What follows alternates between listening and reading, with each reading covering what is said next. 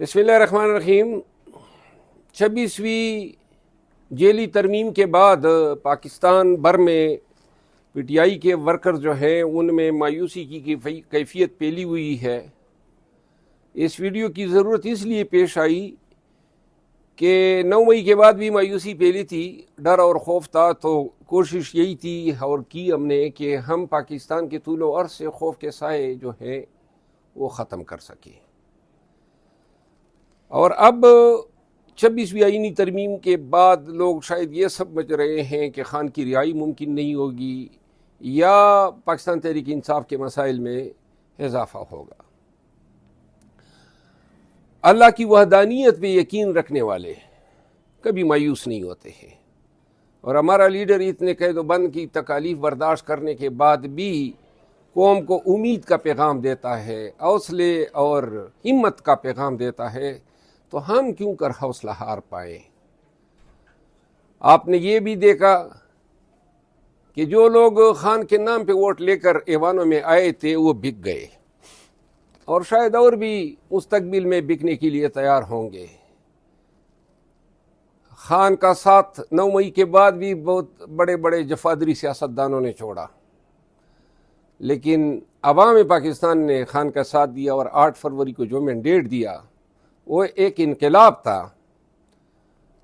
جو پاکستان کے آئین اور قانون کے اندر پاکستان کے عوام نے اس انقلاب کے ذریعے خان کی پارٹی کو ووٹ دیا۔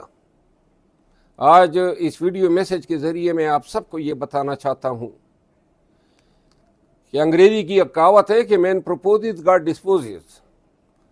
نون والوں نے اور پیپل پارٹی والوں نے شاید یہ سوچا ہوگا کہ اپنے مرضی کے جج لانے کی کوششیں کر کے شاید وہ خان پی ٹی آئی اور پاکستانیوں کو انصاف سے محروم کر سکیں گے۔ یہ ان کی خام خیالی ہے۔ اللہ تعالیٰ نے جن مناصب پہ سپریم کورٹ کے ججوں کو پہنچایا ہے، آپ نے دیکھا کہ پاکستان میں تمام تر یزیدیت اور فسطائیت کے باوجود بھی ہائی کورٹ اسلام آباد کے 6 ججوں نے اپنے ضمیر کی آواز پہ لبیک کہا۔ آپ نے یہ بھی دیکھا کہ ان 8 جج صاحبان جو سپریم کورٹ کے بینچ میں تھے، انہوں نے انصاف کرتے ہوئے پاکستان تحریک انصاف کو ان کی ریزرو سیٹیں دی، اور ایسے ہی حالات میں وہ جج صاحبان جن کی ملازمت زیادہ سے زیادہ 3 سال رہ گئی ہے، کیوں کر وہ ناانصافی کی بینٹ اپنی ریپوٹیشن کو، اپنی خاندانی تشخص کو چڑھانا پسند کریں گے۔ انشاءاللہ عدل و انصاف جو ہے پاکستان کی دھرتی پہ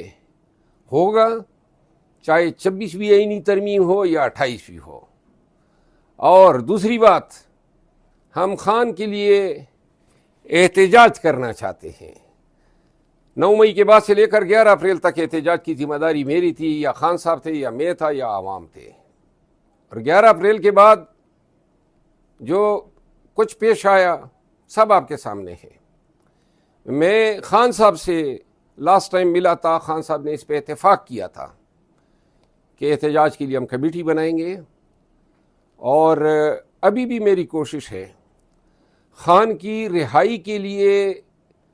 اگر سنجیدہ احتجاج ہوتا ہے، اور احتجاج جو ہے ایسا احتجاج ہو کہ ذہن میں ہم یہ بٹھا کے آئیں کہ 10 دن لگتے ہیں یا 100 دن لگتے ہیں، ہم نے تب تک نہیں جانا ہے جب تک خان کو رہا نہ کروا لے۔ اور جب یہ سوچ اور یہ فکر ہوگی تو اس راستے میں پاکستانی کوئی بھی مار